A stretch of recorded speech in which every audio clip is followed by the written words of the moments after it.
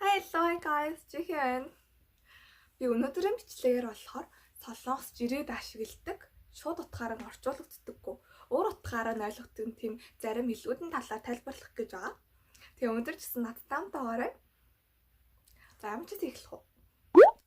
Эхнийх нь болохоор борирэл чаруда гэсэн үг байгаа. За, бори гэдэг үгийг орчуулахаар толгой гэж орчуулдаг. Гэтэл үсийг борикарак гэдэг ч гэсэн борикараг чаруда гэж юусоо ярьдаггүй. За одоо жишээлбэл би ингээд найзаасаа ингээд чи цайдчиад ирсэн гэж асуугаа нөгөөх нь би өнөөдөр үсээ тариулчаад ирлээ. Үсээ тариулчаад ирсэн. Гэвэл солонгосоор борирэл чарагу бассаа юу? Борирэл чарагу бассаа юу гэж ярьдаг байгаа. Хоёр дахь нь болохоор шиванада гэсэн үг байгаа. Тэгээ шиванада гэдэг үгийг Google Translate-ээс харахад хөргөх гэж орчуулагддаг. Тэгээ шиванада гэдэг үгийг болохоор одоо солонгос өдөр тутмын ярианда альва гой мэдрэмжийг авахд илэрхийлдэг байгаа.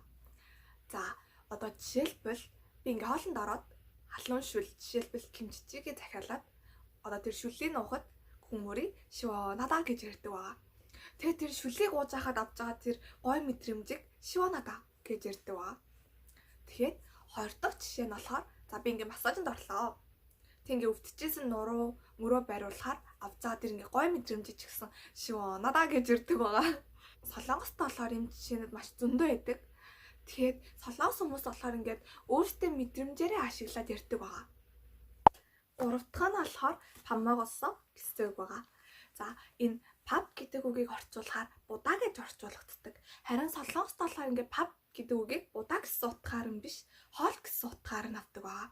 За жишээлбэл ингээд за би өндөр хоол хийцээ гэвэл заа нь памагосон юу гэж ярьдаг байгаа. Тэгээ давхар ингээ Монголд болохоор ингээ би бидээ мэдлэхтэй юу байна да гэж ярьдэн штэ. Харин солонгост болохоор энийг памагосон гэжээс ингээ мэдлдэг. Тэг ингээ зөвхөн мэдлэхтэй биш салхтаа хүртэл за Монголд болохоор ингээ за хоёулаа тэгвэл тэгзааныг болцъё. Тэгзааныг болцъё юу баяртай гэж ингээ иймэрхүү маягтай ярьдэн штэ. Харин солонгост болохоор кром 우리 조만간 밥 먹자. 우리 그럼 조만간 밥 먹어. 안녕 гэж ярьдаг.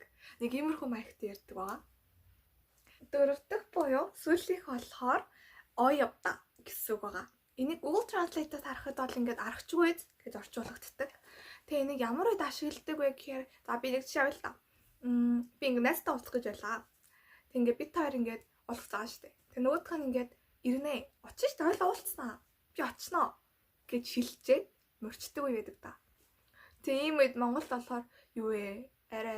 Арайчтэй юу мөрчж байгаа юм. Нэг иймэрхүү маягтай байдаг шүү дээ. Харин солонгост энийг 진짜 어이없네. 뭐야. 진짜 어이없네. гэсэн утгаар нь ярьдаг. За би өнөөдрийн бичлэгээр та бүхэнд ингээд солонгост жирээд ашигладаг, шууд утгаар нь орчуулагддаггүй. Харин өөр утгаараа нь ойлгодог тийм хэллэгийн талаар тайлбарласан байгаа.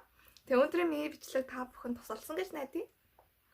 Тэгээ миний бичлэг таалагдсан бол like and subscribe.